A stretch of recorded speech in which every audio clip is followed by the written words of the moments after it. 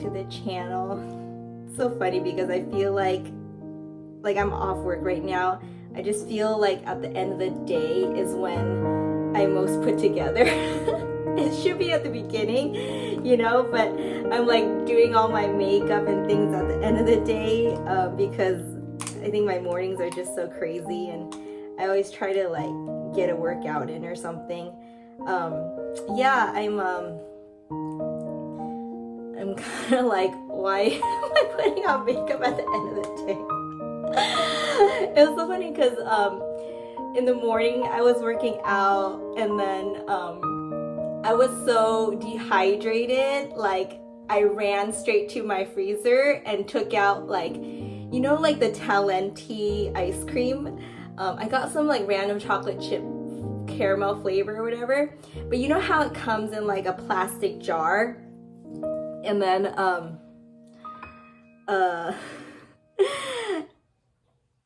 it's very hard to open. Like if you get like a pretty new jar, I think it's fine, but there's like some packaging issue. So I was like, it can't be this hard to open a jar of ice cream, right? So like, because you know when you're dehydrated you go like a little insane. So I actually was like using my butcher knife, like the big Chinese butcher knife, and like wedging the plastic lid, and then and I was like, that didn't work, so I'm like hacking it on the counter, and then I'm like, maybe I should like 5 minutes in, I was like, maybe I should just like slaughter the thing in half with the butcher knife. This is so dehydrated mind, right? And then so I'm like wedging it, like it like kind of gradated like the crazy. Like it's first started with like a plastic knife, and then like a steel like butter knife, and then like the butcher knife, and then just whacking it, and just like insanity. And then like I microwaved it, and like 10 minutes later I'm like, oh thank God, I needed ice cream. And then I was like, this has to be like an issue, right? So I go on Reddit, and I'm like, wow, there's like years of like Reddit backlog where people are like, why is this ice cream so hard to open? Traditional ice cream comes in like a paper, like cardboard box. Like there's something about like the shrinking of like plastic on plastic, and also like this tin wrapper that comes in, that like it's impossible for like the temperatures to match, so you can never open it, you know? So I read like Reddit articles of how people do it. Sorry, I'm getting so excited. But like people, they're like, yeah, so I would just like use a hair dryer and then like blow it in the inner lid so it expands as much as the bottom cylinder. And then other people are like, yeah, when my kids are asleep, it's like impossible, but I still have to like slam it on the ground like 6 or 7 times. And then like people are like, why has like the CEO not fixed this, that kind of thing. And I just find it like hilarious. Like I was like cracking up so hard, and I'm like, oh, I'm so happy, like I got my ice cream in. But yeah, Talenti ice cream, like please solve your problem. I was almost like, I think I need to boycott this. Okay, let's get this eyebrow in. Yeah, I'm gonna try to get to painting today. What mirror am I using, the phone or the mirror? I will try to get some painting in, and then my submarine windows need some people inside, and I need to render out my person at the bottom of the painting. It's nice to have some plans. Yeah, I think August is a good time to reset, so Okay, eyebrows look somewhat equal. Okay, we're ready to paint. Ice cream in, eyebrow on. Tonight's gonna be a good night. All right, bye guys.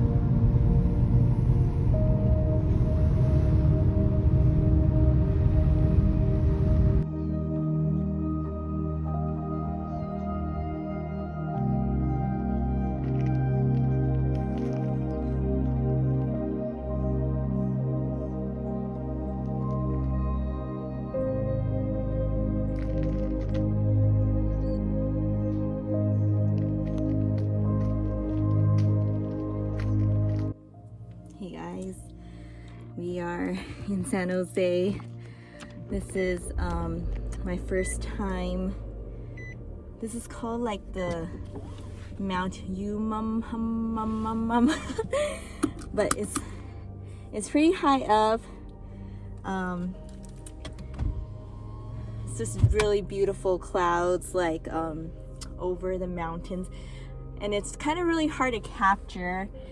There's like a really nice big pond below the highway.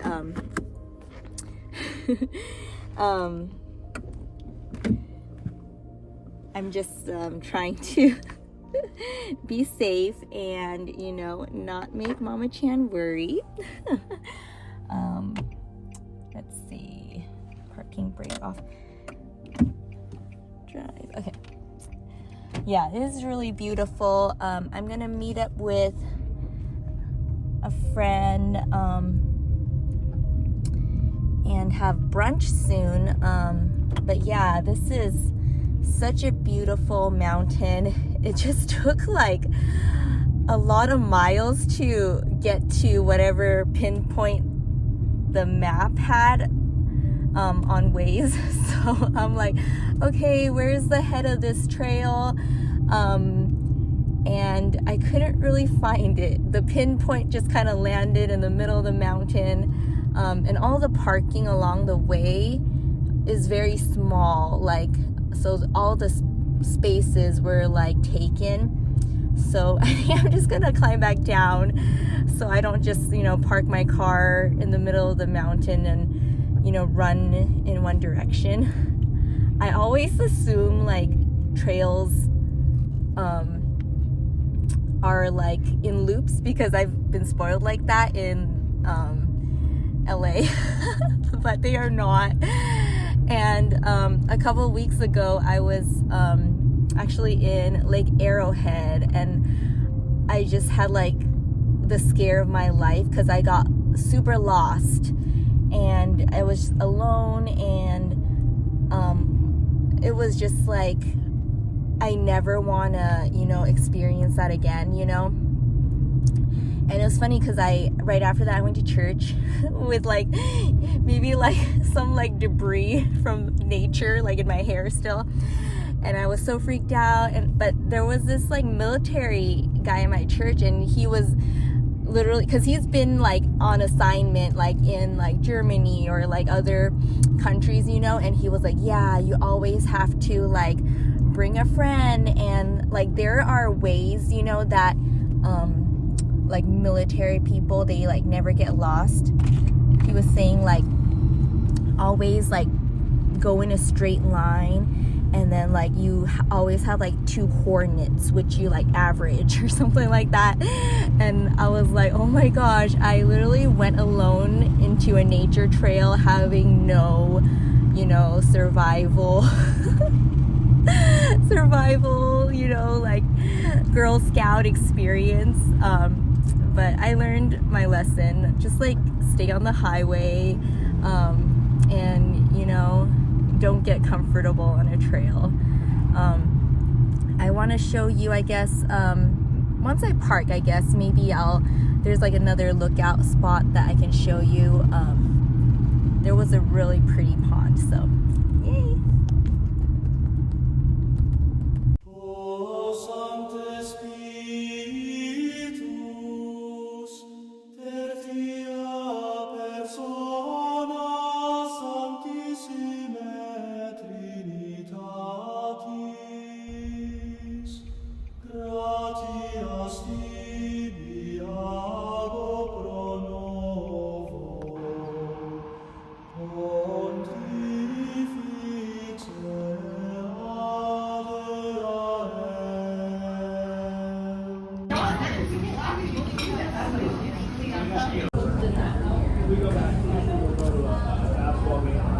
Is that how you film? Is that how you do your vlog? Yeah, this is so ghetto, yeah. So I am where are we at the table eating. So Mr. R is gonna tell me how to pronounce this. Go for it. It's pronounced chilaquiles. Chilaquiles. Yes. And what are you having? I'm just having a traditional American breakfast. So Oh, okay. Just bacon and eggs. So Latino. Yeah. All right.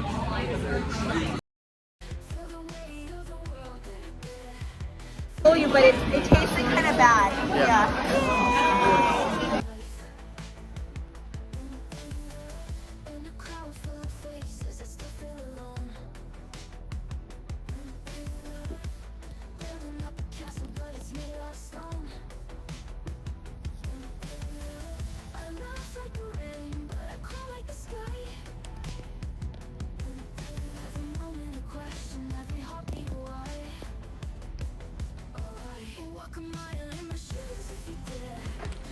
Okay guys, I have an early wake up tomorrow, so I want to thank my brother's girlfriend. Awesome tea. They come in like little cute. They're so cute. They're like these little packets of oolong and Earl Grey. Oh, I can't drink it tonight, but maybe, yeah, maybe tomorrow morning. Love. Okay. Have a good night.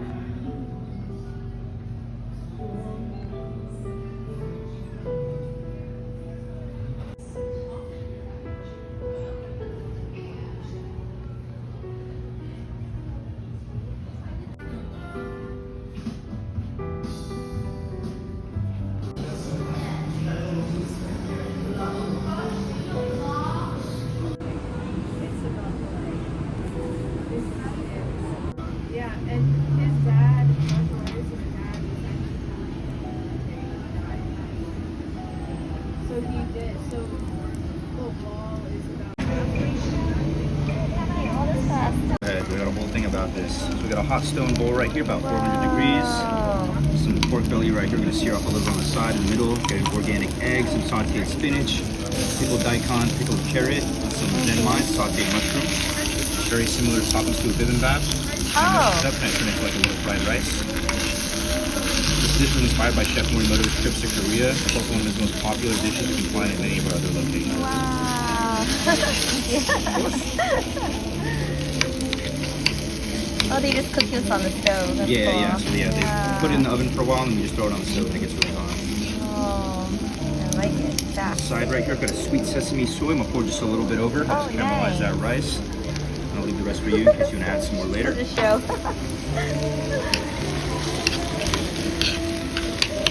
Oh, that looks so good.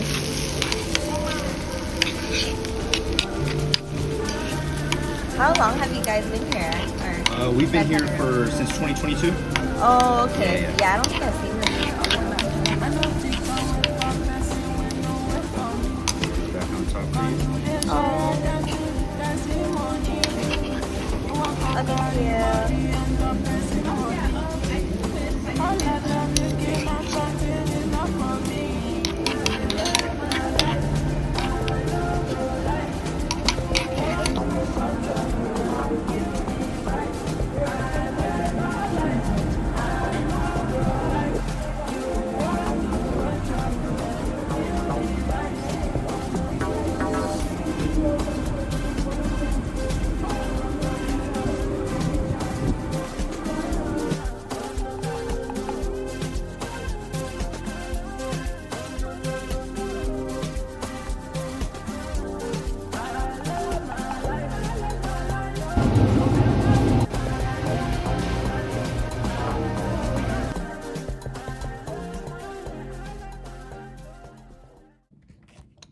Hey guys, it's 11:32.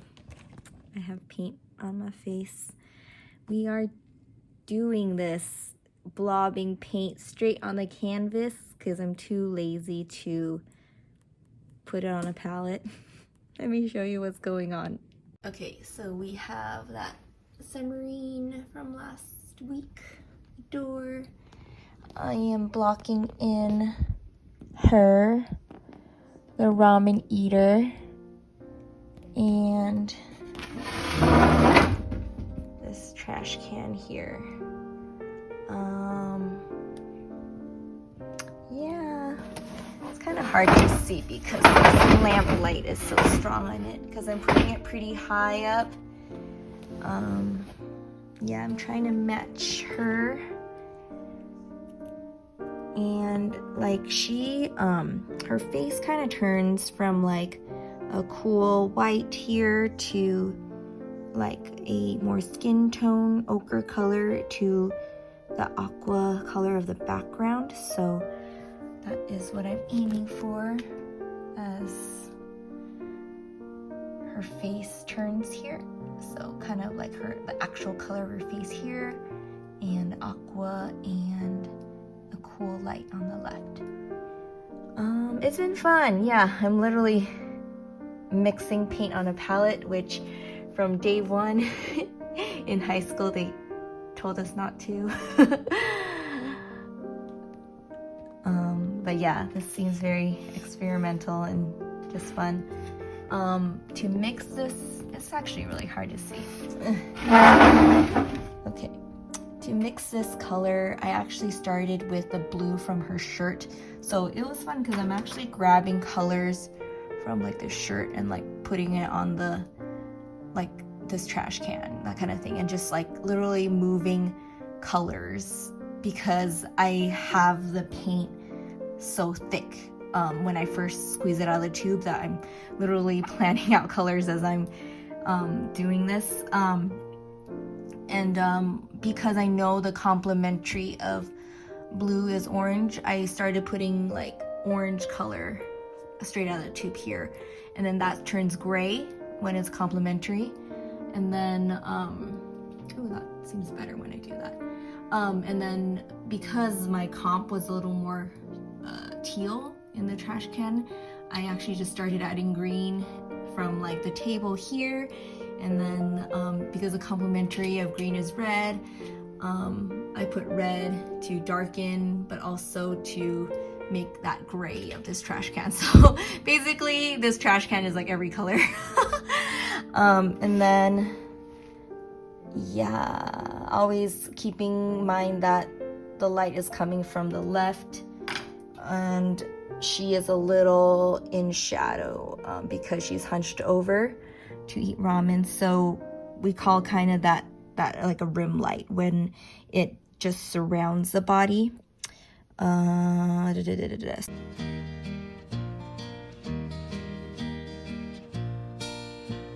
the morning light, I greet the day with a heart full of hope. Come what may. My the elder at my church gave me this book, The Promise, and it's pretty nice.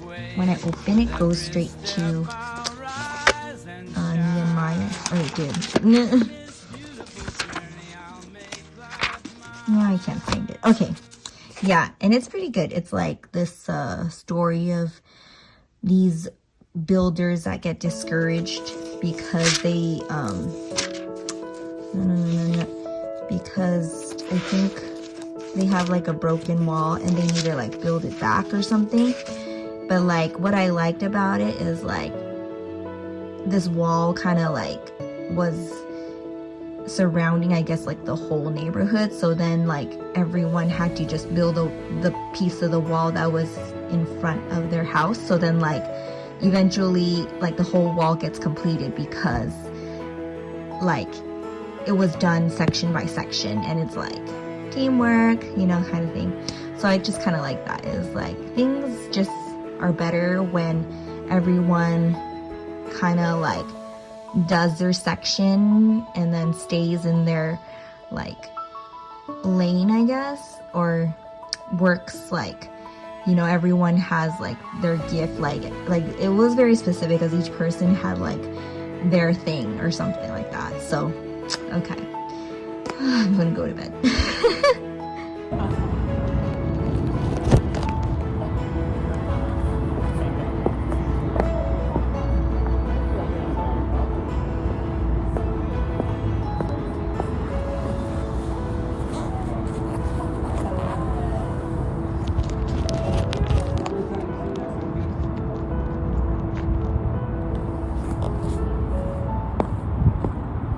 Making a vlog.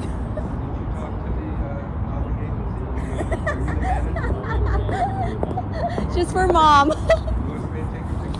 No, I'm okay, yeah.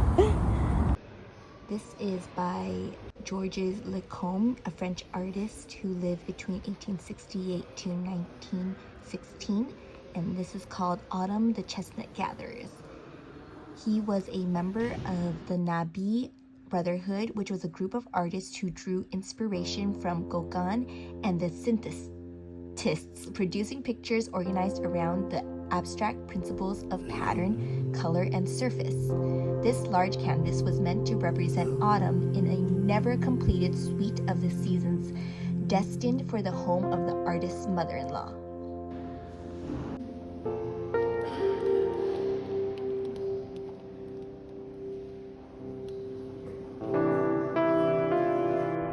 This is a oil on paper mounted on board by Paul Cézanne. This exuberant vertical format of the still life makes it almost unique in Cézanne's work.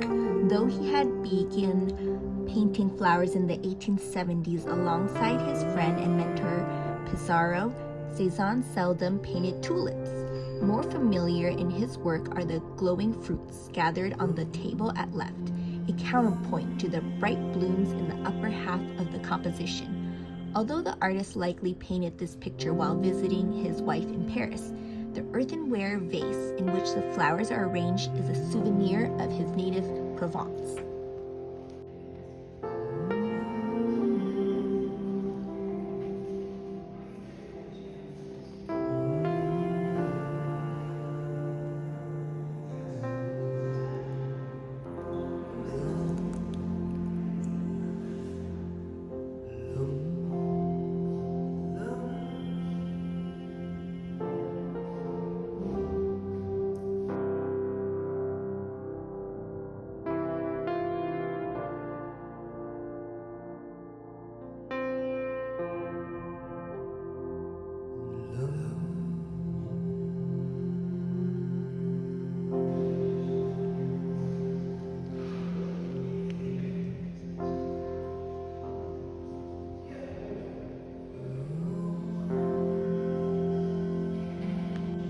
by Pierre-Auguste Renoir.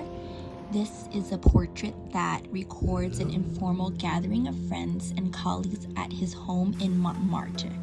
The central figure holding a paperback and leading the discussion is Georges Rivière, an art critic and early biographer of Renoir. The bald, bearded man partially hidden to the right is Camille Pissarro, another member of the Impressionist group. Less certain are the names of the other three figures, who have been variously identified as painters, a writer, a philosopher, and a composer. Their pensive poses and expressions belie the spontaneous animated brushwork Renoir used to describe them.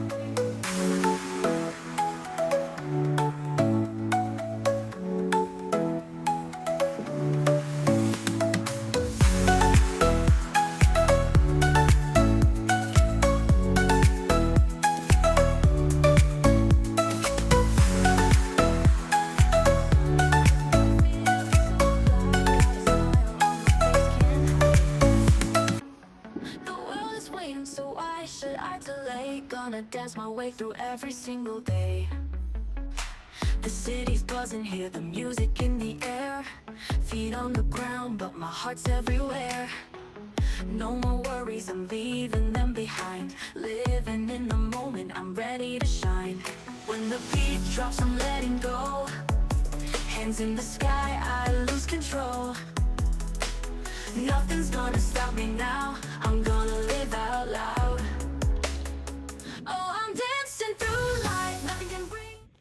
This is a oil-on-cardboard triptych by Pierre Bonnard, who lived between 1867 and 1947. At the turn of the 20th century, the Place Clichy marked the heart of Parisian Bohemia. Located in the north of the city at the foot of Montmartre, the square was a hub for nightlife and progressive art surrounded by cafes and studios, including Bonnard's own, just around the corner in the Rue des Douais. In the three compositions that form this triptych, he portrayed the square in spring or summer, bustling with pedestrians, delivery carts, and an omnibus at left. This work belongs to a series of 7 triptychs representing the same neighborhood at various times of day, which Bonnard painted for his friend and dealer, Jos Hessel. Bring me down.